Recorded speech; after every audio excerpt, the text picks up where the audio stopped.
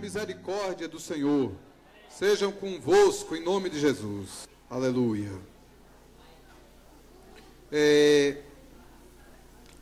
Hoje, pela manhã, nós conversamos um pouco sobre a identidade de Jesus. Fizemos uma reflexão sobre a identidade da gente. Missão para vocês agora aqui. Quem anotou alguma coisa da manhã, puxa as suas anotações. Ou quem lembra da memória. Eu queria que você ficasse de pé e dissesse uma frase que você ouviu de manhã. Quem lembra de alguma?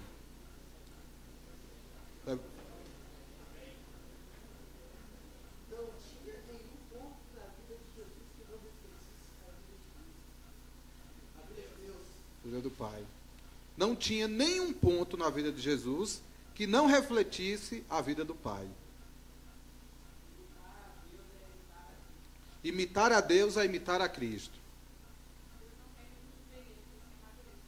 Deus não quer que a gente envelheça, e sim que amadureça.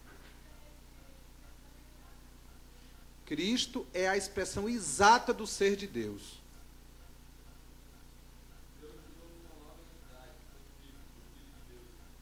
Deus me deu uma nova identidade. Sou filho de Deus.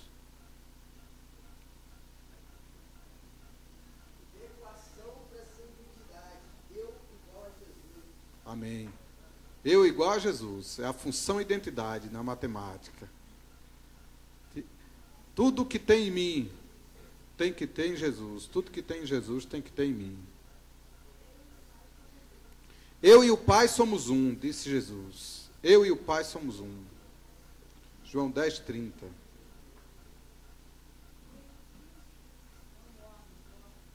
Quem tem Cristo não morre, dorme. Vai ser acordado com uma trombeta maravilhosa. Quem mais? Isso é bom para eu saber, assim, quando vocês estão captando. Quem viu a mim, viu ao Pai. Jesus falou para Filipe. Quem mais? Tá pouco, vai lá, mais. Vão buscando a memória, anotação, caderno. Eu prometi que vocês iam receber o negocinho, ninguém pegou nada, né? Não anotou nada. Sede imitadores de Deus como filhos amados. Efésios 5:1. A minha comida é fazer a vontade do meu Pai e realizar a sua obra. João 4:34.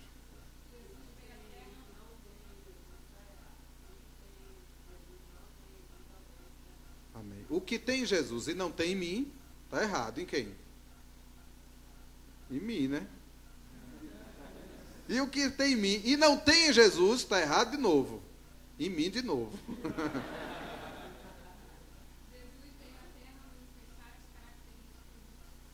Jesus veio à Terra manifestar as características de Deus. Tem mais. Eu e o Pai somos um. João 10:30.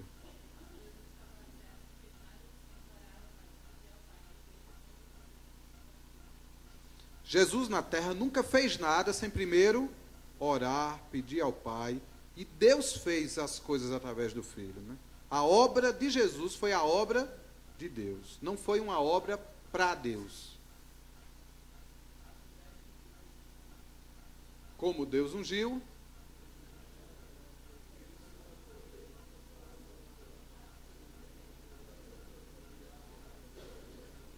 isso foi o sanduíche que vocês comeram? Vamos pensar então na comida que vai chegar aí, ó, pela fé. Como Deus ungiu,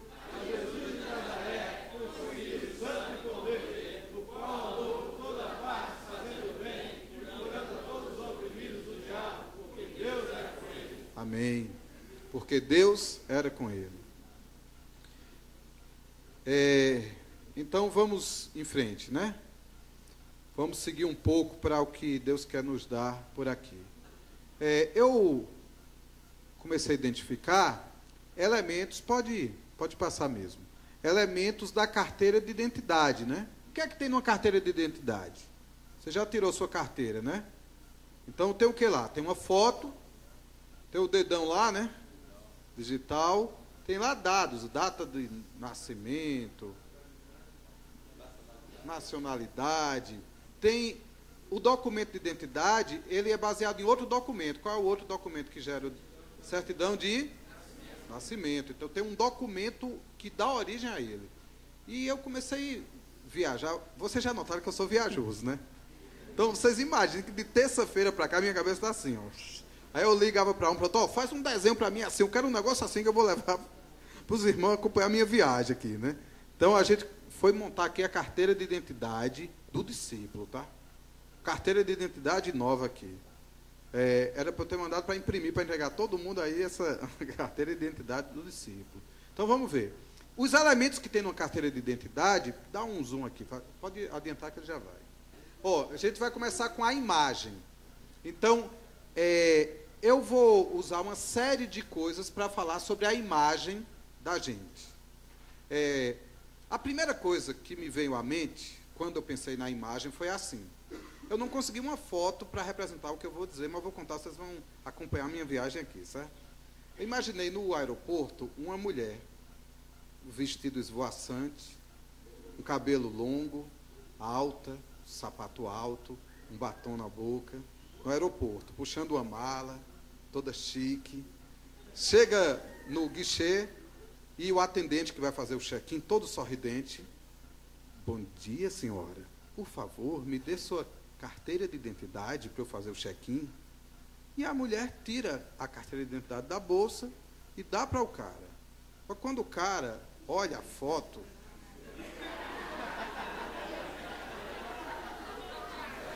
a foto era um cara de bigode. José Antônio Pessoa de Lucena. Senhora, essa é a sua identidade mesmo?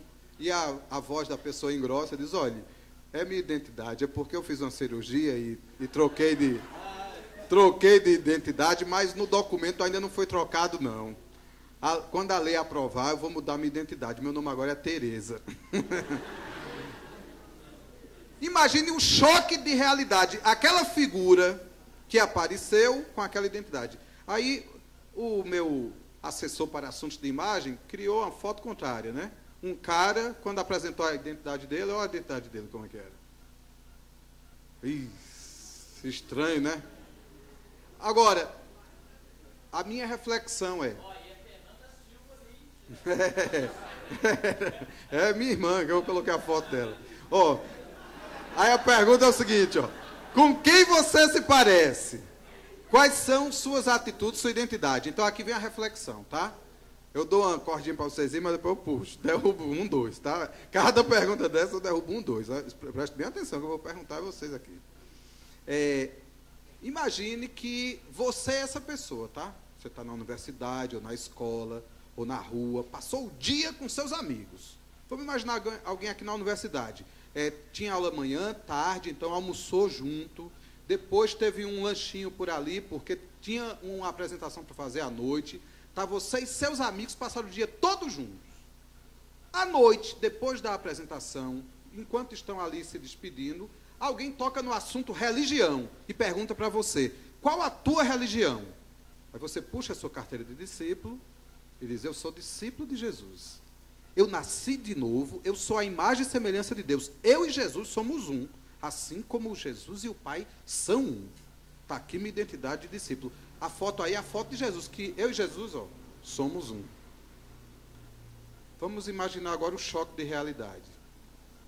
Será que a pessoa que ouviu tua identificação e tua carteirinha de discípulo vai dizer, rapaz, que interessante. Bem que eu notei que você era diferente. Eu estava perguntando, rapaz, de onde saiu essa pessoa? Um dia todo que passamos juntos aqui, você transmitiu tanta paz, tanta alegria, tanta sinceridade, tanto serviço. Você foi a pessoa que serviu a todos nós aqui. Rapaz, tem algo, me explica mais sobre isso. Tem algo diferente em você. Você passou Jesus para mim. Ou será que a pessoa vai dizer, quem? Tu? Você disse, acho que você pegou a carteira errada. Então, essa é a primeira pergunta que eu faço a vocês. A sua identidade passa Jesus? Pode Sua atitude passa Jesus? Se sim, amém, continua assim. Se não, a gente precisa refletir um pouco sobre isso. Todo mundo conhece Romanos 12, 1 e 2. Romanos 12, 1 e 2 diz assim, rogo-vos, pois, irmãos, pelas misericórdias de Deus, que apresenteis os vossos por sacrifício vivo, santo e agradável, que é o vosso culto racional. E não vos, mas pela renovação, para que experimenteis. Queridos, conformar é tomar a forma. Há uma tendência natural de a gente se deixar ser influenciado e tomar a forma. A gente diz que é o crente chuchu, né? Chuchu é uma estrutura vegetal que você coloca na sopa de carne, fica com gosto de carne. Coloca no peixe, fica com gosto. O chuchu não dá gosto a nada. Pega gosto de tudo, né? Então, o discípulo chuchu, ele chega na universidade, os caras são tudo emo. Daqui a pouco o cabelo do irmão tá assim, né? Chega no outro canto, os caras estão tudo curtindo o futebol, e a sensação do futebol do momento é agora aquele Neymar. O cabelo do irmão vai para aqui, né? É aquele irmão que vai tomando o gosto, o cheiro, a forma de quem está ao seu redor. Gente, discípulo é para influenciar. Discípulo é para fazer diferença. Discípulo é para chegar num lugar e as pessoas querem imitar ele. Tá? Para a gente chegar num lugar e todo mundo querer ser igualzinho a gente.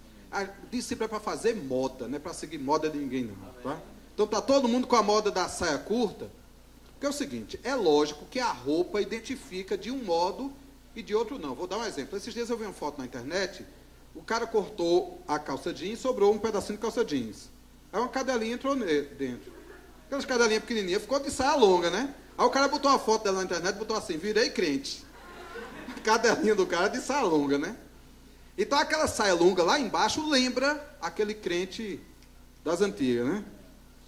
Só que esse crente das antigas aí, que é aquele cara que anda de meio dia de paletó e gravata, aquela irmã que só anda com aquele cabelo bem grandão, é uma identidade de crente que está distorcida hoje, porque as pessoas sabem que aquela pessoa é da religião evangélica, mas a pessoa não tem experiência nenhuma que ela vai ser verdadeira, honesta, justa, bondosa. É uma identificação só no corpo, infelizmente. Só que se por um lado, essa caricatura do crente, de saião, de cabelo grande, né? Tem uma banda evangélica lá pro lado da gente chamada Saião Preto. Que existe outra banda com outra pecinha menor preta, aí criaram uma banda evangélica, Saião Preto. As irmãs tudo com aquele saião comprido, né? Canta lá louvor para Deus. Saião preto, né? É um negócio curioso. Um evangelho meio misturado, né? Meio misturado. Faz plágios das músicas de sucesso do mundo, né? Uma coisa curiosa que tem por aí. No meio evangélico. Não representa, infelizmente, não representa. Nós estamos a cada dia com uma população evangélica maior e isso não está mudando o Brasil. A proporção de evangélicos no Brasil assusta a Igreja Católica, mas não assusta o inferno. Porque a maioria é de crente nominal. É de gente que toma a forma do mundo. E o pedido do Senhor, através do profeta, do apóstolo, é: não vos conformeis com este século, não tome a forma desse século, não viva de moda em moda, de onde você não tem que acompanhar a moda do mundo. Se a turma está subindo demais a sainha, aí, se uma saia longa não identifica um crente, porque não é só isso, a sainha curta não vai identificar nunca, porque ela vai ser sempre sensualidade. Que roupa identifica um discípulo? É a roupa que gera simplicidade como Jesus. Você não é aquela pessoa para se exibir, para se amostrar, como a gente diz na minha terra. É simplicidade, seja simples como Jesus é. Amém?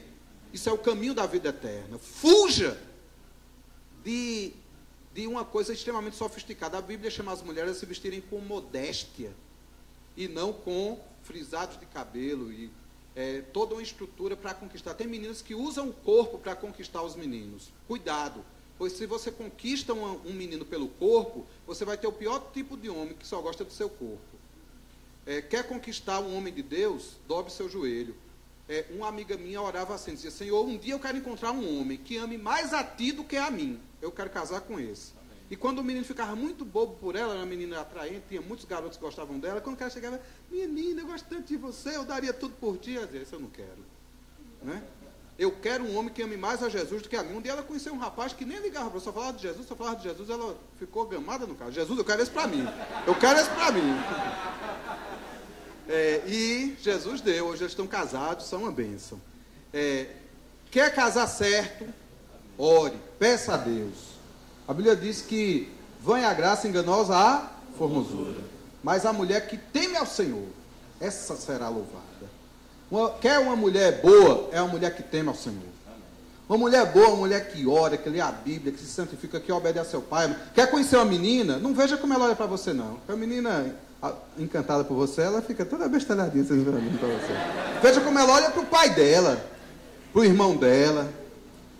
Menina encantadora é a menina que se encanta com o pai, que gosta do pai, que vive agarrada com o pai. A menina que vive agarrada com os outros amiguinhos, não diz muita coisa, não. Porque o hormônio faz isso, o hormônio já puxa. Mas não é para eu falar sobre isso não, isso é outro assunto. Se me deixar, eu vou falar a noite toda sobre esse negócio. Olha, vamos em frente. A identidade aqui da minha pregação está trocada. 1 Coríntios 15, de 45 a 49, faz um confronto entre Adão e Cristo. O primeiro Adão aqui da terra corrompeu-se e gerou uma herança desgraçada. Adão deixou para nós uma genética corrompida, destruída. Nós temos uma parte de nós que é descendente de Adão. E essa parte que a gente descendeu de Adão, ela é ruim de ponta a ponta. Ela não se aproveita. A Bíblia diz que a carne não se aproveita para nada. Paulo diz assim, eu sei que em mim, isto é, na minha carne, não habita bem algum. Romanos 7:20.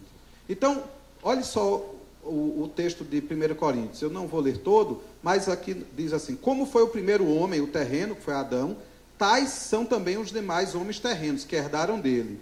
E como o homem celestial, que é Jesus, também os celestiais. Aqui há um convite para a gente entender o novo nascimento. Pois eu tive uma herança de Adão, e agora eu tenho uma herança de Jesus Cristo, amém?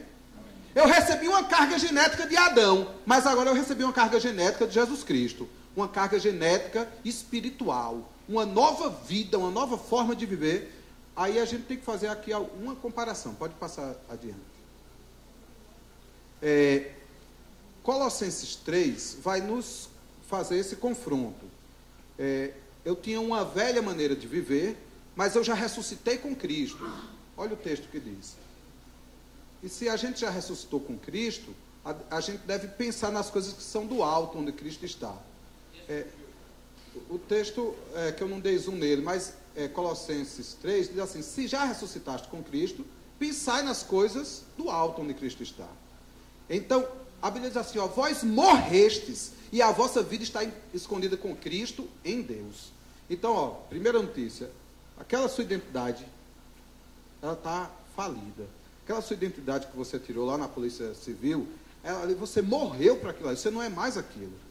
A sua vida agora está escondida em Cristo e Cristo em Deus. A nossa nova identidade está lá em Gálatas 2:20. Agora já não sou eu quem, mas Cristo vive em mim. E este viver que agora tenho na carne, vivo pela fé no Filho de Deus. Então, o desafio todo está nesse versículo aqui. 2 Coríntios 3:18. Esse eu queria que a gente abrisse, pensasse sobre ele. Quem pode ler bem alto para mim? Pessoa de uma voz bem bonita. Todos nós, com o rosto desvendado, contemplando como por espelho a glória do Senhor, somos transformados de glória em glória na sua própria imagem, como pelo Senhor, o Espírito. Queridos, esse versículo é chave, porque transformar-se para ser igual a Jesus não é um processo longo, demorado, de transformação da imagem humana, de esforço humano. A gente vai se transformar para ser igual a Jesus, olhando para Jesus. Se eu olhar para mim mesmo, eu só vou ficar triste. Se eu tentar viver com a minha força, eu só vou me desanimar. Você acha que Deus nunca vai aceitar um louvor da gente, porque a gente fez certo, porque a gente passou a semana jejuando, porque a gente orou bem, porque a gente decorou um versículo da Bíblia? Nunca, nunca, nenhum ato de justiça humano vai conseguir apagar os pecados da gente e vai conseguir nos dar acesso a Deus. A gente só é recebido no céu por causa de Jesus. Qual é o único e vivo caminho que nos leva até o Pai? Jesus. O sangue de Jesus, o novo e vivo caminho. A gente entra além do véu por meio de Jesus. É pela graça que sois salvos por meio da fé. Não vem de você. O risco que corre é, depois de você ter se convertido, de ter sido discipulado, ter parado de mentir, de tomar cachaça, de namorar na rua, de ir para a festa, você está uma bênção. Aí você tem a tentação de achar que agora você pode levantar as mãos e louvar a Deus porque você jejuou. Isso é justiça própria. E a Bíblia diz que justiça própria é trapo de... Sabe o que é trapo de imundícia? Na época não existia mods. Então, quando a mulher estava menstruada, ela usava um paninho. E a menstruação era uma coisa tão considerada imunda naquela época, que se o cara tocasse na mulher menstruada, ele ficava imundo também. Tocasse nela. Então, menstruação naquela época era uma coisa nojenta. Hoje é, mas tem um modo, tem um negócio, né? É uma coisa mais fácil de administrar naquela época. Então, a coisa mais nojenta era um trapo de imundícia. Também servia para enfaixar as feridas de um leproso. Quando alguém pegava lepra antigamente, ele tinha que ser isolado, expulso daquela comunidade. Porque se a família tocasse nele, também pegava lepra. Então, era uma doença contagiosa, sem cura. Hoje tem remédio, o governo dá. Então, o leproso pode ser tratado aqui. Naquela época, ele era expulso. Então, o trapo de imundícia era aquele pano, ou que cobria o leproso, ou que guardava o fluxo menstrual. Coisa mais nojenta que tem, sua justiça. E isso não é o teu pecado, não, isso é a tua justiça. Isso foi o dia que você jejuou, que você orou, foi o dia que você decidiu certo. O melhor de você, para Deus, é trapo de imundícia.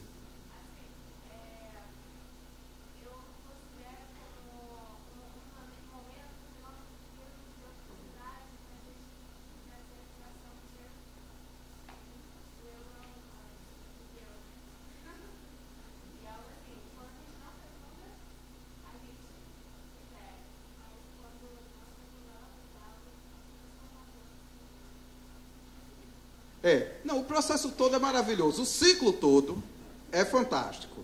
Há uma renovação. E ali foi Deus que criou mesmo.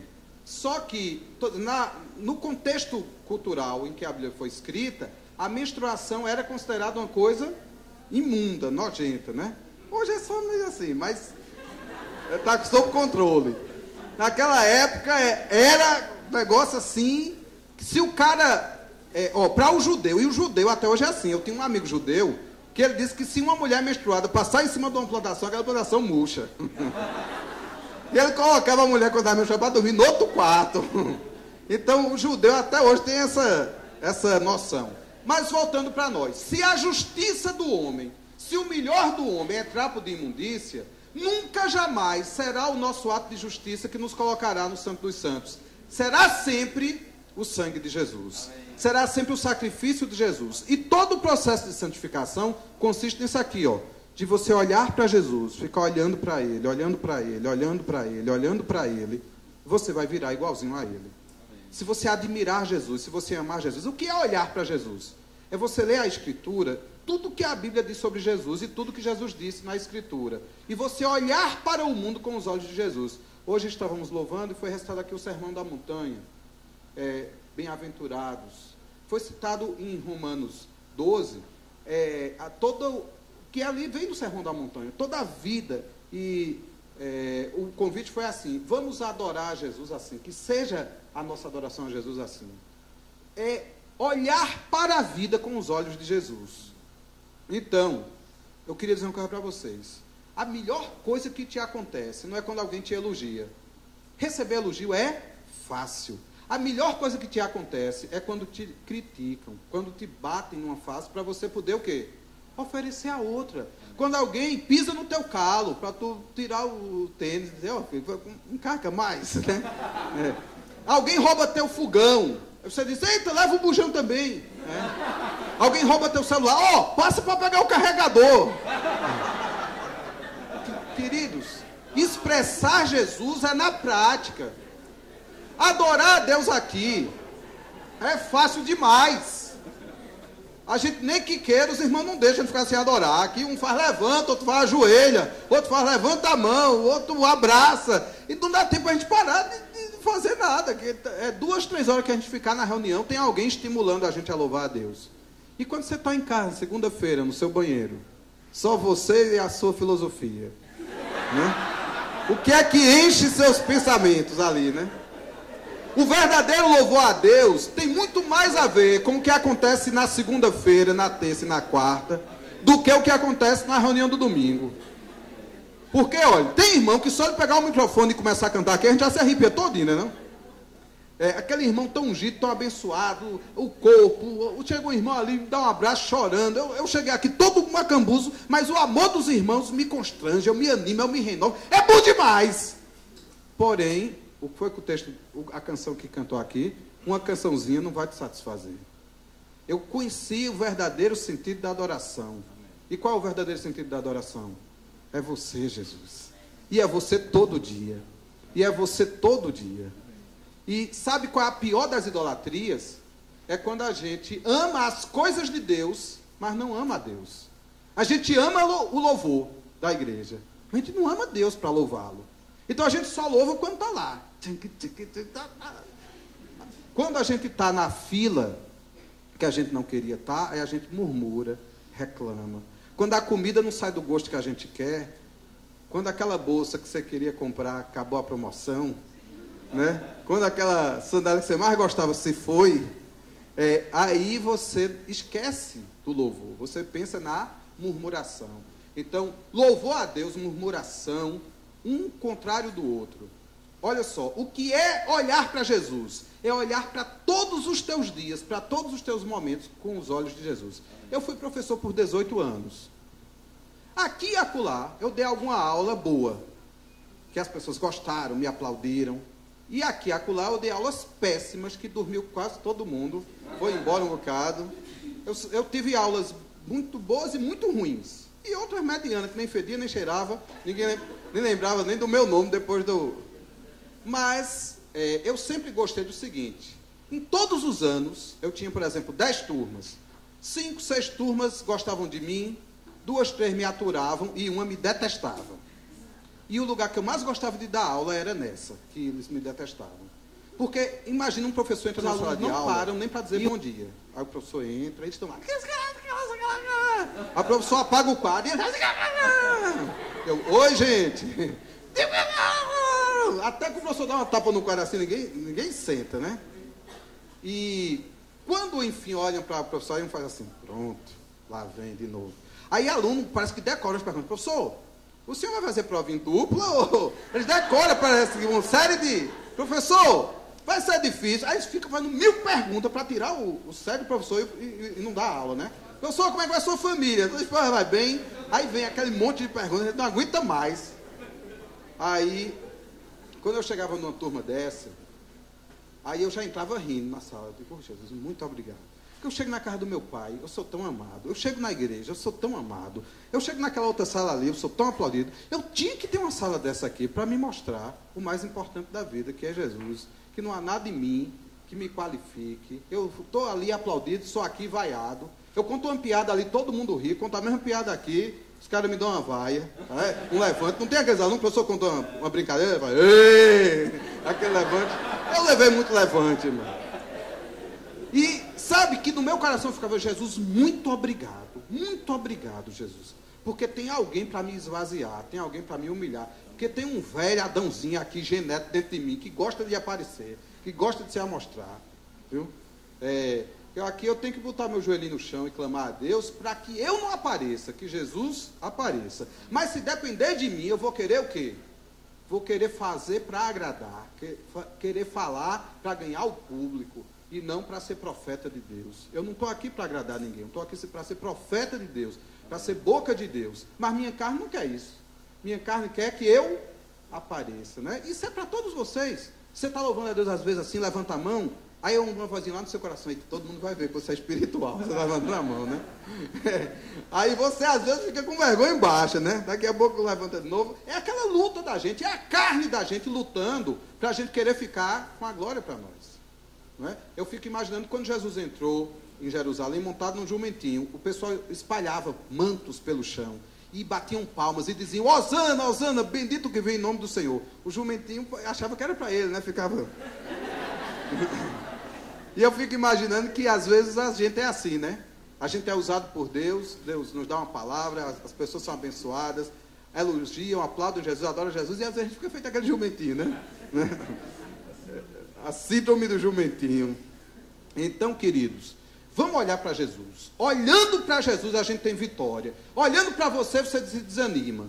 Olhando para o seu passado, você cai. Olhando para o seu pai, para a sua mãe, você se desanima. Olhando para os outros irmãos que estão melhor do que você, ainda você se desanima. Você diz assim: eu nunca vou chegar naquele nível. Aquela pessoa ali, aquilo é um anjo. Eu nunca vou saber tanto versículo da Bíblia decorado. Aquele menino nasceu para aquilo. Eu não, eu sou uma alma cebosa. Aqui o povo chama de alma cebosa. Alma cebosa é o povo lá da minha terra. Eu sou uma pessoa sem futuro. Olha, não olhe para você. E não dê ouvidos às mentiras de Satanás. O que Satanás vai fazer? Satanás descobriu uma estratégia. Satanás é um estrategista.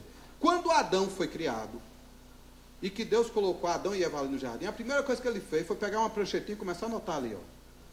O maior psicólogo que já existiu, Satanás. Ele fica ali só anotando, ó. Rapaz, eu vou derrubar isso aqui, o que é que esse gosta? Ele vai só fazendo a varredura ali, do que é que a pessoa gosta, não gosta, ele vai tentar. Então o diabo ele não chega para tentar você sem antes ter organizado e planejado ali para destruir sua vida, não. Se você entrar na linha que ele coloca, então eu vou dizer uma coisa.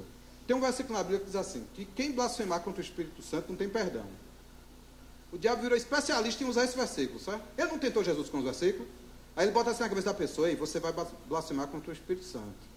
Aí a pessoa faz: não posso nem pensar se eu blasfemar contra o Espírito Santo. O que é blasfemar contra o Espírito Santo? É eu pensar uma coisa ruim do Espírito Santo. Aí você pensa: eu pensei. Eu não sou perdoado. Eu não vou dizer isso a ninguém, se eu disser isso a alguém. Olha, aí o diabo fica plantando aquilo ali, certo? Aí o irmão chega pra gente: pastor, eu acho que eu blasfemei com o Espírito Santo, eu vou pro inferno, não tem perdão. Eu digo, a primeira resposta para ser dada é assim: se você tivesse blasfemado contra o Espírito Santo, você não estaria vindo aqui conversar comigo. Porque quem convence o homem do pecado, da justiça e do juízo é o Espírito Santo. Sabe o que acontece? São dardos inflamados do maligno. São pensamentos que ele planta para nos envergonhar, para nos fazer enfraquecer. Então, às vezes, ele elogia demais os outros. E como é que chama isso? Deprime, maltrata, deprecia. Doutor, obrigado. Era essa palavra. Deprecia a gente fica se sentindo a pulga do cavalo, do cachorro, do bandido, né? Então é um negócio impressionante aquilo ali. E a gente tem que vencer olhando para Jesus. Porque Jesus, tão bondoso, tão maravilhoso, tão sublime, me ama. Me ama porque me ama. A Bíblia diz que Deus deu a vida por nós quando nós éramos ainda pecadores. Quem tentará acusação contra os escolhidos de Deus? É Ele quem nos justifica. Ora, Satanás é um condenado. Satanás, a Bíblia não dá ousadia. A gente chama ele de Lúcifer, porque um padre inventou esse negócio de nome para ele. Mas a Bíblia não dá nem nome para ele. Se ele lê a Bíblia de capa a capa, eu não acho o nome Lúcifer. Lúcifer foi uma invenção, que um padre criou uma Bíblia lá e botou o nome do infeliz Lúcifer. Mas a Bíblia só chama ele de diabo, de inimigo, de Satanás, só chama de adversário. A Bíblia só chama ele por adjetivos desqualificativos. Ele não merece nem ter nome. Mas um padre batizou ele, botou o nome nele e pegou moda, todo mundo chama, né? Mas lê a Bíblia de ponta a ponta que não existe a palavra Lúcifer. Esse infeliz não tem nome, mas Jesus tem um nome e está acima de todo nome. E quem poderia me condenar? Quem nunca cometeu pecado. Quem era que podia me condenar? Jesus. E Jesus: eu não te condeno, vai e não peques mais. E Satanás pode me condenar? Não pode, porque ele é pecador e mentiroso desde o princípio. Então você não ouça Satanás, não ouça cilada, argumento, armadilha. Não engula corda, como a gente diz na minha terra. Repreenda Satanás. Olha, quando vier um pensamento na sua cabeça, ó, eu não vou conseguir não. Você sai, Satanás, em nome de Jesus, eu quero um negócio contigo. Jesus, muito obrigado, porque eu vou conseguir que você está comigo. Jesus, você me ama. Jesus, você me perdoou. Eu vou conseguir. Toda a vitória está em Jesus. Olhar para Jesus, ficar meditando ali, ó. Jesus na manjedoura, Jesus na cruz, Jesus andando por aquelas ruas. Leia os evangelhos, leia e releia, leia de novo e pense em Jesus. Olhe para Jesus. Quanto mais você olhar para Jesus, mais você vai se parecer com ele. Quanto mais você olhar para o mundo, aí você fica no Facebook, só olhando o perfil dos caras, das meninas, não sei o que, vai, olha, daqui a pouco você quer ser igual aquela pessoa, mais popular. Você fica olhando para o jogador de futebol aí, daqui a pouco você quer ser igual a ele. Você fica olhando para aquelas modelos, aquelas meninas que parecem uns gansos, né? Daqui a pouco você quer ser igual uma criatura daquela. Tem que olhar para Jesus, amém? Diga assim para a pessoa, olhe para Jesus. Olhe para Jesus. Ele é o autor e consumador da fé. Passa adiante.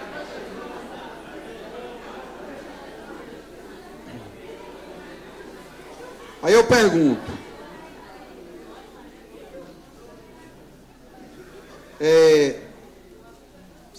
eu não sei quem lembra, mas tem assim, Adão versus Cristo. O verso era esse ali, né?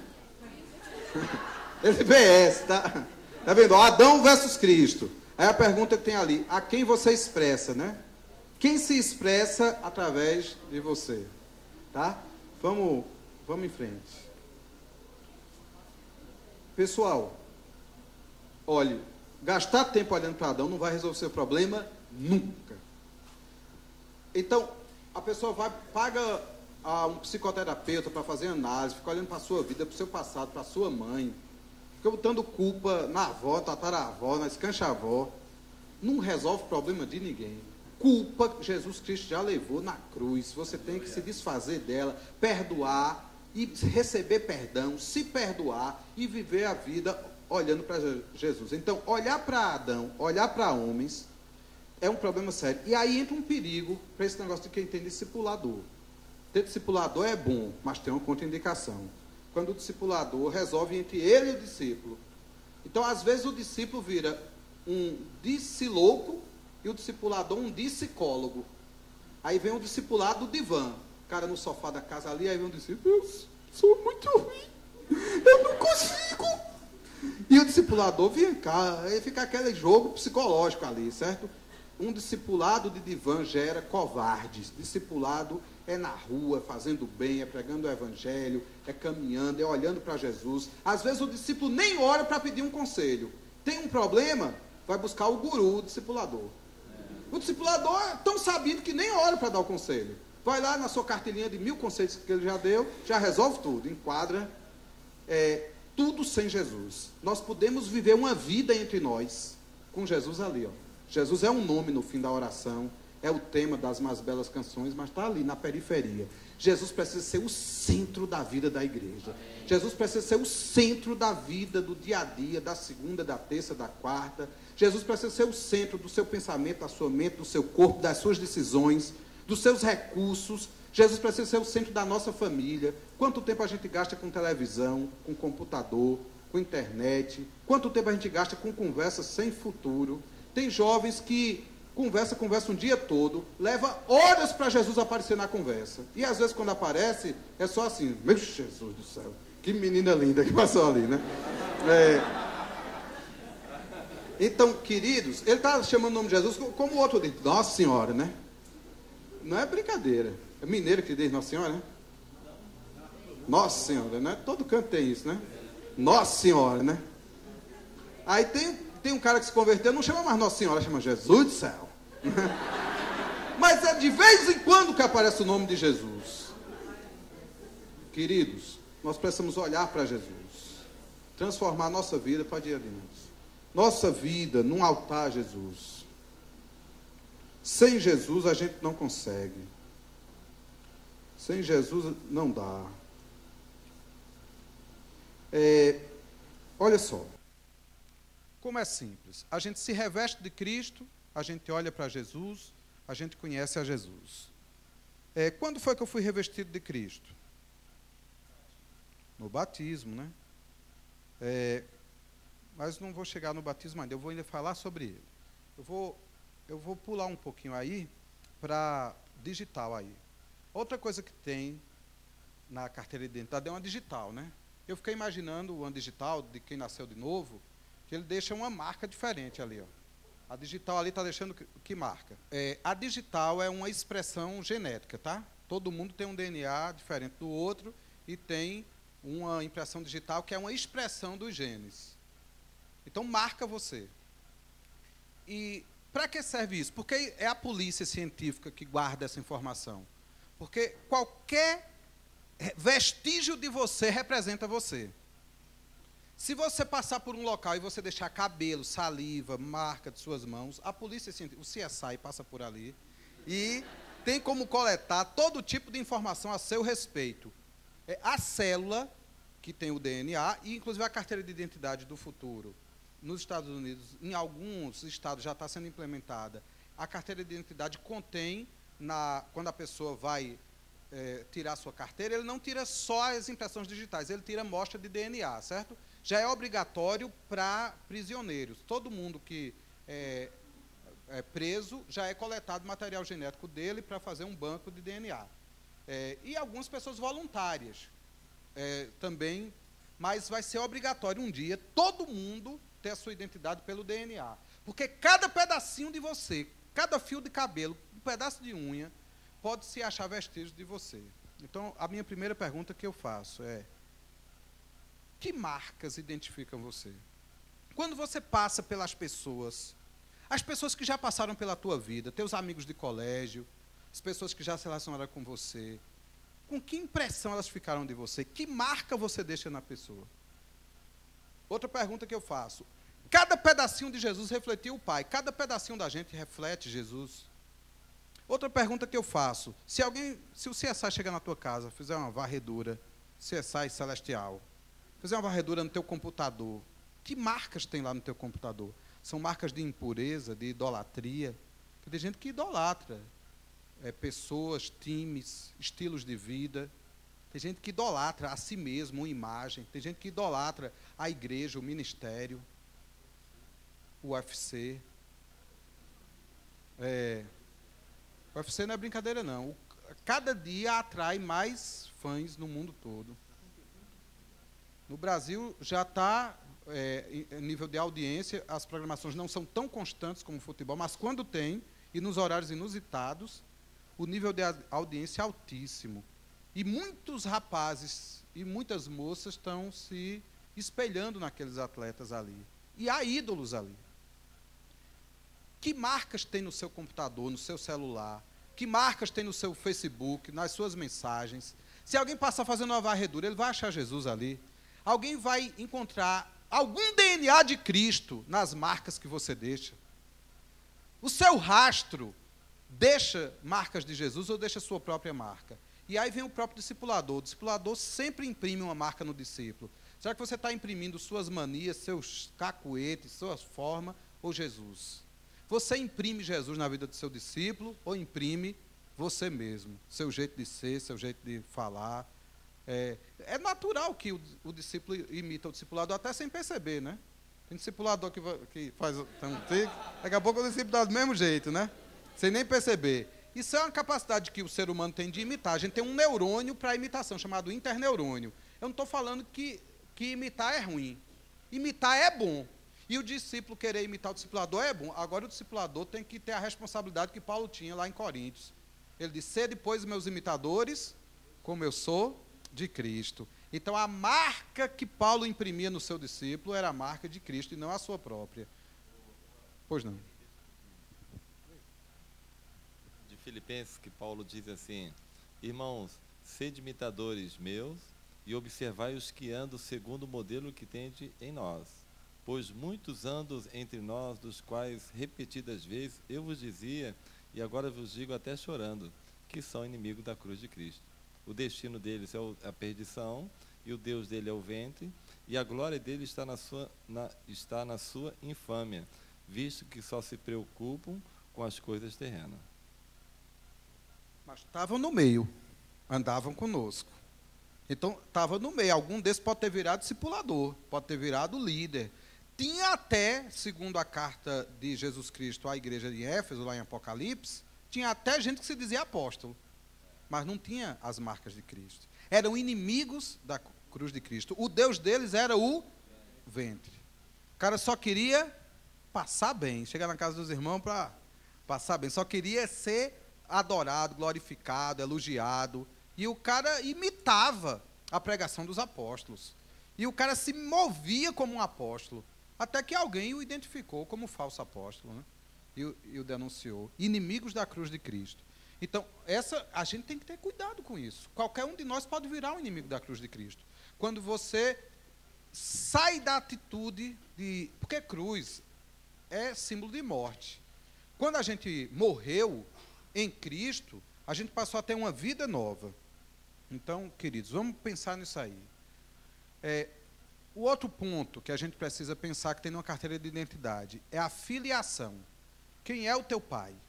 E aqui, de vez em quando, a gente está aconselhando alguém, aí a pessoa diz, para você é fácil, você teve um pai bom, mas você não sabe o que eu sofri com meu pai. Tem meninas que foram abusadas por seu pai quando ele era pequeno. Tem rapazes que foram molestados por seu próprio pai. E, às vezes, o cara fica, pelo resto da vida, traumatizado com o pai. E quando a gente vai convidar essa pessoa para ser livre, para ser liberta, para ser... A pessoa diz assim, você não sabe quem é meu pai. E a pergunta que eu faço para você é assim, quem é teu pai? Teu pai é o descendente de Adão, é o doador do espermatozoide, ou teu pai é aquele que te deu o espírito, o pai dos espíritos, o que deu a vida? Teu pai é Deus. O que originou o próprio Adão. Se você tem um pai biológico que é descendente de Adão, tem um que criou Adão. Deus é pai. Só que, quando eu falo de filiação, eu falo de paternidade. Deus é pai. E o problema é que muitos pais terrestres, muitos pais terrenos, criaram uma imagem tão distorcida de Deus, que tem jovens que conseguem adorar Jesus numa boa, mas não conseguem adorar o pai. Tem pessoas que têm marcas tão profundas na sua alma, que são débeis. Uma criança tem uma imagem de um pai perfeito por uma boa fase de sua vida. Quando um pai diz assim, uma criança lá em cima de uma árvore, pula, filho, o filho pula para o braço do pai com fé, porque ele acredita que aquele pai é todo poderoso. Quando o filho está fazendo uma perturbação ali, o pai lembra do filho, o pai não está nem vendo o que o filho está fazendo, mas diz, filho, o menino se assusta todo, ele acha que o pai é onisciente, que o pai viu o que ele estava fazendo ali. O filho vai se assustando, o filho transfere para o pai, porque em relação a ele, como ele é muito pequenininho, e o pai pega ele no colo, joga ele para cima, eu gostava muito de pegar minhas filhas, jogar assim lá para o alto, agarrar de volta, e elas se abraçavam comigo, eu tenho 3 filhas, e sabe que a confiança do filho no pai é que ele transfere a imagem de Deus de onipotência, onipresença e onisciência. O problema é que quando a criança vai crescendo, suas expectativas vão crescendo e as possibilidades do pai vão diminuindo. O pai não pode mais. Minha filha mais velha tem 12 anos, eu não posso nem levantar ela mais, né? A menorzinha vem para a minha cacunda e a mais velha fica... O pai já não é mais... Os presentinhos que as filhas pequenas gostavam, todos eu podia comprar. Os presentinhos que a menina de 12 anos quer, nem todos eu posso dar. Então, a onipotência do pai vai cada vez se acabando. Se a criança, nessa transição, não transfere a paternidade para Deus, ela começa a ter uma imagem limitada de Deus. Uma das maiores responsabilidades que vocês vão ter quando forem pais é de conseguir representar Deus fielmente para seus filhos e, na hora certa, transferir a responsabilidade e a paternidade para Deus. E vocês mesmos, se nunca o fizeram, precisam criar um processo de separação da paternidade biológica para a paternidade espiritual. Você tem um pai, o pai do seu espírito. E a Bíblia chega a dizer assim, ainda que uma mãe possa esquecer de um filho que amamenta, hoje foi profetizado aqui, eu, todavia, não me esquecerei de ti, diz o Senhor. Eu não me esquecerei de ti. Eu tenho o teu nome gravado em minhas mãos. Deus é pai. Deus é pai. E ele diz, ainda que passares pelo fogo, ele não te queimará. E se as águas vierem contra ti, elas não te submergirão. Eu sou teu Deus, não temas, eu sou contigo. Já ouvi falar, nunca consegui contar, que tem 365 versículos na Bíblia dizendo não temas, não tenha medo. Parece que Deus deixou um para cada dia do ano, para você todo dia crer. Não tenha medo, não tenha medo, não tenha medo. Eu estou contigo, você vai vencer. Você vai crescer, você vai ter vitória, você vai ser uma bênção, você vai ser livre, você não vai reviver os erros dos teus pais e dos teus ancestrais, você vai criar uma nova geração, você vai ser uma bênção, amém? Você vai recebendo e vai dizendo amém. Vai recebendo pela fé e vai dizendo amém. Os jovens que casarem aqui vão ter famílias abençoadas, sólidas, para a glória de Deus, para a glória de Deus. Esses versículos todos vão falar um pouco de quem é nosso Pai. Vamos ver, Efésios 6:3. Aqui eu não tenho os versículos em cada um, a gente pode ler uma amostragem aqui. Efésios 6:3, quem pode ler para mim? Esse microfone está ativo, que um leitor pode ajudar bem aí. Efésios 6:3. É o 6, de 1 a 3.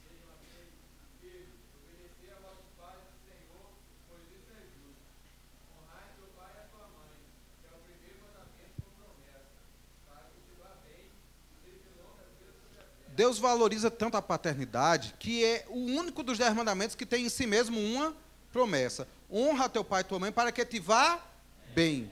Ora, se a gente é chamado a honrar o pai e a mãe terrestre, a gente é chamado também a amar a Deus. Até o primeiro mandamento é assim: amarás ao Senhor teu Deus. A gente tem visto isso aqui de todo coração, de toda alma, de todo entendimento. Efésios 1:11. Está aí pertinho. Nele digo, no qual fomos também feitos herança, predestinados segundo o propósito daquele que faz todas as coisas conforme o conselho da sua vontade. Nele fomos feitos herança. Gente, teu sobrenome te dá uma herança. Você foi feito herança, você foi feito herdeiro. A Bíblia diz que nós somos co-herdeiros com Cristo. Efésios 3:15. De quem toma o nome toda a família, tanto no céu como sobre a terra. Nós temos uma família no céu e na terra, da qual tomamos o nome. Eu não sou mais Silva, eu sou agora da família de Jesus, amém? Amém. Nós somos todos irmãos no sobrenome de Jesus. Esse sobrenome que eu recebi de Adão vai ficar. A Bíblia diz que um dia ele virá e me dará um novo nome. Porque Samuel tem uns 1000, Daniel tem uns 5.000, Maria tem umas 2 milhões. Né? Então, quando a gente chegar no céu, ninguém vai chegar com esse nome cheio de sinônimos. Cada um vai ter um nome exclusivo. E o sobrenome de todos será o nome de Deus. Seremos todos do Senhor, estaremos todos juntos lá. Romanos 8, de 15 a 17. Porque não recebestes o espírito de escravidão, para viverdes outra vez atemorizados, mas recebestes o espírito de adoção, baseados no que clamamos, Abba, Pai. O próprio Espírito testifica com o nosso espírito que somos filhos de Deus. O Espírito testifica com o nosso espírito que somos filhos de Deus. Olhe para a pessoa que está do seu lado. Se o seu espírito testifica com o espírito dela, só olhe por enquanto. Por enquanto, só olhe. Se o Espírito testifica, diga assim: você é filho de Deus. Você é filho de Deus. Você não recebeu o espírito de covardia. Você recebeu o espírito de adoção. Você foi adotado por Deus. Você tem pai. Eu não sei se aqui tem algum órfão. Se aqui houver algum órfão, eu queria te dizer uma coisa: você não é órfão, você tem um pai. Você pode ter perdido o seu pai biológico, mas você tem um pai no céu. Você tem um pai eterno. Você tem um pai que te ama. Você tem um pai que deu a vida por você. Qual é o teu sobrenome? Não é o que você herdou de Adão, é o que você recebeu de Cristo. Quem é o teu pai? Jesus veio para dividir o pai conosco. A oração mais conhecida do Velho Testamento é o Salmo 23. Diz: o Senhor é o meu... Mas a oração mais conhecida do Novo foi Jesus que ensinou. Ela começa como? Pai nosso. Jesus dividiu o pai dele com a gente. Ele era filho unigênito, o pai era só de Jesus. Ele veio para a terra como filho único e saiu da terra como filho primogênito. E ele deu ao pai essa família de muitos filhos semelhantes a Jesus. Você é um filho semelhante a Jesus, para a glória de Deus Pai. Porque Jesus fez isso por sua graça e seu amor. Porque Jesus te ama. Vamos em frente. Leu 17, não? Leia. Ora, se somos filhos, somos também herdeiros, herdeiros de Deus e co-herdeiros com Cristo. Se com ele sofremos, também com ele seremos glorificados. Queridos, seremos glorificados. Estamos sofrendo com Jesus e por Jesus. Está difícil? Persevera. Está difícil? Continua. Um dia nós seremos glorificados com Jesus. Nós receberemos um corpo imaculado, transformado. Nós receberemos um novo nome numa pedrinha. Nós receberemos o vinde benditos do meu Pai. Vale a pena perseverar. O outro ponto que tem num documento de identidade é a data do batismo. Lá é a data do nascimento. Só que o teu nascimento que conta agora é o novo nascimento. E aqui não temos tempo hábil para estudar tudo sobre o batismo. Depois vocês vão pegar as referências, mas pode voltar um pouquinho só para a gente ter uma noção. Gente, o batismo, que não foi batizado ainda, deixa eu só saber, alguém aqui não foi batizado? Algumas poucas pessoas. Queridos, vocês que não foram batizados ainda, olha só o que vocês estão perdendo. No batismo, a gente se torna discípulo de Jesus. Porque Jesus disse assim, ide fazer discípulos de todas as nações. Como é que faz discípulo? Batizando e ensinando. Segunda coisa, no batismo nós somos salvos. A Bíblia diz, quem crê e for batizado será salvo. Que coisa linda. E é escrito também lá em 1 Pedro 3,20, falando do dilúvio.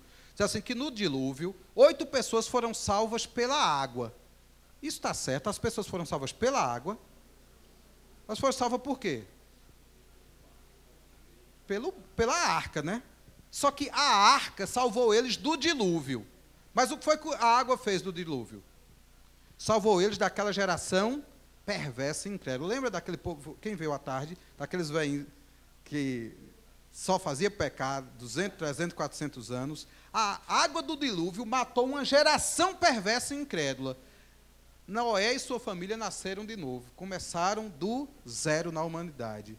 Aquela geração inteira foi perdida. Quando a gente é batizado, a gente é salvo dessa geração perversa. A gente morre para esse mundo, para viver para Deus. A gente é salvo do pecado. Lá em João 3, de 3 a 5, Jesus diz, quem não nascer de novo não pode ver o reino dos céus. Quem não nascer da água e do Espírito não pode entrar no reino. Então, quando nós somos batizados, nós nascemos da água e do Espírito. E podemos entrar no reino, ganhamos o passaporte do reino no batismo. Atos 2,38 diz, arrependei-vos e cada um de vós para remissão do pecado, é pegar a carta de dívida e ser rasgada. Jesus rasgou a carta da sua dívida. Você foi perdoado. Se você fizer uma lista com o nome de todos os pecados que você já fez, pensou, imaginou, desejou fazer, todo o pecado que você foi autor, vítima ou co-participante, Jesus rasga aquela dívida no batismo. O nosso pecado é lavado, Atos 22:16. Quando a gente é batizado, a gente é colocado na morte de Cristo, é sepultado com Ele. A gente morre com Cristo e ressuscita com Cristo e passa a andar em novidade de vida. Quando a gente é crucificado no batismo, o nosso velho homem é crucificado, para que a gente possa ter uma vida nova. E nós deixamos de servir ao pecado como escravos. Entre outras coisas mais, são 25 coisas que tem na Bíblia sobre o batismo. Uma bênção. O batismo é gratuito, ninguém paga nada. Quem pagou o preço foi Jesus Cristo.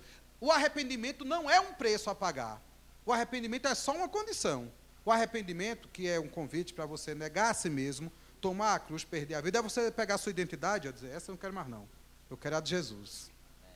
Eu não quero ser mais herdeira de Adão, eu quero ser herdeira agora de Jesus Cristo. Amém? Eu quero ser uma nova geração. E aí você diz assim, não, mas não é para mim não, eu sou uma pessoa muito, muito fraquinha. É para você. É para você, é para todos. Ele pagou o preço por todos. A Bíblia diz, Deus amou o mundo de tal maneira que deu o seu Filho unigênito para que todo aquele que nele crê, está incluído você, todo aquele que nele crê, não pereça, mas tenha a vida eterna. Pode passar. O batismo, vamos pensar, a data do batismo tem a ver também com uma mesma coisa que tem na data da carteira de identidade. Quando você olhar para a minha carteira de identidade e ver que eu nasci em 1970, você já imagina que eu tenho quantos anos? 42 anos. 1970. Então, o que é que se espera de um cara de 42 anos? Se espera que ele já tenha casado, que ele já tenha filhos, que ele tenha uma profissão, certo? Agora imagine se eu tivesse aqui, era um skatista, 42 anos de idade, nunca me formei, nunca passei pelo ensino médio, não trabalho, só faço brincar. Eu estava vivendo de modo compatível com minha idade? Ser skatista com 12 anos, com 13 anos, com 14, ou até um skatista profissional mais velho, mas aquele meninão passou. Minha fase de brincar, de morder, como eu fazia, passou. Eu agora tenho uma nova vida. A pergunta é, atendendo ao tempo decorrido, como diz lá em Hebreus 5, de 12 a 14, do tempo que faz que você se batizou, porque tem pessoas aqui que não se batizaram ainda, talvez seja batizado esses dias aqui, em nome de Jesus. Mas tem gente aqui que se batizou faz tempo, certo? E a minha pergunta para você é o seguinte, a tua idade de batismo é compatível com o que se espera de você? Em 3 anos e meio, Jesus ensinou tudo aos discípulos dele. Em 2 anos, Paulo ensinou tudo em Éfeso. Entre 2 e 3 anos, você tem que saber tudo. Você sabe tudo que tem que saber? Não é muita coisa, são poucas verdades, precisam ser bem entendidas, bem repetidas e bem praticadas. Em 6 meses, você podia já ter virado um discipulador, porque Paulo, em 3 meses de convertido, já era discipulador. Atendendo ao tempo decorrido, você está crescendo como era para crescer? Você é a bênção que os seus pastores esperam que você seja na igreja, que seus pais esperam que você seja em casa. Você está ganhando discípulos para Jesus, você está... Uma árvore, quando está crescendo, se espera que alguma hora ela dê fruto. Foi falado ontem aqui também, a importância, e hoje, a importância da gente amadurecer e não envelhecer. Será que a data do teu batismo está chamando você para ficar uma pessoa crítica, carrancuda, desanimada, que perdeu as primeiras emoções? Ou a tua data de batismo, quanto mais o tempo passa, mais você está crescendo, sábio, vigoroso? Porque a Bíblia diz assim, até os jovens se cansam, mas os que esperam no Senhor renovarão as suas forças, subirão com asas como águias, correrão e não se fatigarão. Amém? Atendendo ao tempo decorrido, puxa o versículo aí. Com efeito, quando devias ser mestres, atendendo ao tempo decorrido, tendes novamente necessidade de que alguém vos ensine de novo os princípios fundamentais. Então, foi falado aqui, uma pessoa se converteu essa semana, aí está jogando bola ali, leva uma queda, aí diz um nome. Né? Eita, pi! Tudo bem, o cara tem uma semana convertido, não deu nem para trocar o chip ainda, né? Mas o cara já está com 6 anos de convertido, e as falinhas dele tem que ser editada no pi, pi, pi, pi, pi. Tem uma coisa errada. Atendendo ao tempo decorrido, a gente tem que estar crescendo, a gente tem que estar indo adiante, né? Olha o que diz o verso 14. O alimento sólido é para os adultos. Quem é o adulto? É aquele que pela prática, não é por teoria decorada, tem as suas faculdades exercitadas para discernir não somente o bem como o mal. Então, o chamado de Deus é para o crescimento. Pode passar adiante. O chamado de Deus é para a gente crescer. O último ponto é a nossa naturalidade. Qual é a nossa pátria? Tem gente que defende seu estado, sua cidade, defende seu povo. Tem gente que luta na guerra pelo seu povo. Você está disposto a lutar por quem? A morrer por quem? Então, a gente pode ler alguns desses aqui. Filipenses 3:20 fala da nossa pátria. Nós temos uma nova cidadania. Eu vou citar um aqui, Hebreus 11, está falando de pessoas ainda do Velho Testamento que lutavam por uma pátria, no tempo que eles estavam sem pátria, que lutavam aguardando a sua chegada. E eu acho muito interessante esse texto, porque ele diz que eles eram peregrinos na terra. Queridos, essa é a identidade da gente. Enquanto a gente está aqui na terra, a gente nasceu de novo, a gente não é mais cidadão dessa terra. Aqui você não é mineiro, gaúcho, aqui você não é carioca, aqui você é cidadão do céu, e você é peregrino nessa terra, e você será perseguido nessa terra. Sabe qual é o problema da gente? De muitos de nós, é que a gente está tomando gosto com essa terra. E tem gente que quando imagina que Jesus pode voltar amanhã, coça a cabeça, porque ele queria aproveitar a terra mais um pouquinho. O poeta do exílio, o que é que ele cantava? O poeta exilado. Minha terra tem palmeiras, onde canta o sabiá. As aves que aqui gorjeiam. O poeta exilado está com saudade da sua terra. Qual é a nossa terra agora? É a Jerusalém celestial. É para a gente ter saudade das ruas de ouro, do mar de cristal, do dia em que não haverá mais lágrima, nem pranto, nem morte, nem guerra. No dia que Jesus vai estar coroado, sentado num trono, sendo adorado. A gente tem que chorar quando a gente ouve o hino do Corinthians, do Vasco, do Flamengo, do América, do que seja. Porque aquele hino está sendo dirigido a homens, a clubes, a times. Aquela adoração que devia ser dada a Jesus Cristo está sendo dada a jogadores. E as pessoas se ajoelham, ovacionam, choram, pulam, se matam por ídolos. O nosso Deus merece toda a honra, toda a glória, todo o louvor. Chegará um dia que nunca mais haverá um bombo de macumba, nunca mais haverá uma torcida organizada, lutando. Chegará um dia que toda a honra, toda a adoração, todo o som do universo será para Jesus Cristo. E nós estaremos lá. E a gente tem que ter saudade e vontade desse dia. De vez em quando a gente fica com saudade das férias, da praia, das pessoas que a gente vai ver. Tem mulheres que são tão fascinadas por casar, que perdem todo o seu foco e só pensam em casar. Tem tantos meninos que só pensam em casar. Tem outras pessoas que só pensam na profissão, em ganhar dinheiro, que gastam todo o seu tempo para ganhar dinheiro, para se profissionalizar. Pensa no céu, pensa em Jesus. É Filipenses 3:20. 3:20. Pois a nossa pátria está nos céus, de onde também aguardamos o Salvador, o Senhor Jesus Cristo. A nossa pátria está no céu. Amém. Aí a gente pula para o Salmo 137:1. Jesus diz em João 15:19, vós não sois do mundo. Tiago chega a dizer, aquele que ama o mundo, o amor do Pai não está nele. João diz isso também. A amizade com o mundo é inimiga de Deus. A gente não pode amar esse mundo, as riquezas desse mundo. A Bíblia diz assim, tendo o que comer, o que vestir, esteja com isso contente, satisfeito. Longe de vós toda murmuração, toda ira, toda irritação. A gente tem que amar as coisas simples, as coisas de Jesus, amar o céu. Salmo 137, a partir do 1. Até quando? Pode ir lendo até... Às margens dos rios da Babilônia, nós nos assentávamos e chorávamos. Quem assentava e chorava? O povo judeu, que tinha sido expulso da Judéia e estava na Babilônia como escravo. Eles sentavam à margem do rio da Babilônia e faziam o quê? Chorava com saudade de sua terra natal. Lembrando-nos de Sião. Nos salgueiros que lá havia, pendurávamos as nossas harpas, pois aqueles que nos levaram cativos nos pediam canções, e os nossos opressores, que fôssemos alegres, dizendo, entoai-nos algum dos cânticos de Sião. Como, porém, haveríamos de entoar o cântico do Senhor em terra estranha? Se eu de ti me esquecer, ó Jerusalém. Se eu de ti me esquecer, ó Jerusalém. Que a minha língua se apegue ao paladar. Amém. Que se resseque a minha mão direita.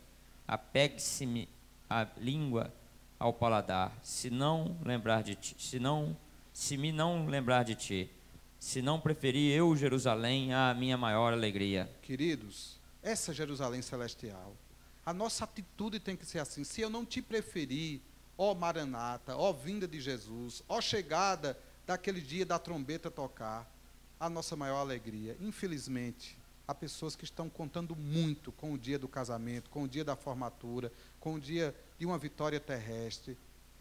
Que o Espírito Santo converta nossos olhos aqui para a nossa pátria. Nós temos uma nova pátria. Na nossa identidade, nós temos uma nova pátria pela qual lutamos, nos damos. Somos peregrinos nessa terra. Vamos fechar um pouco aqui por hoje.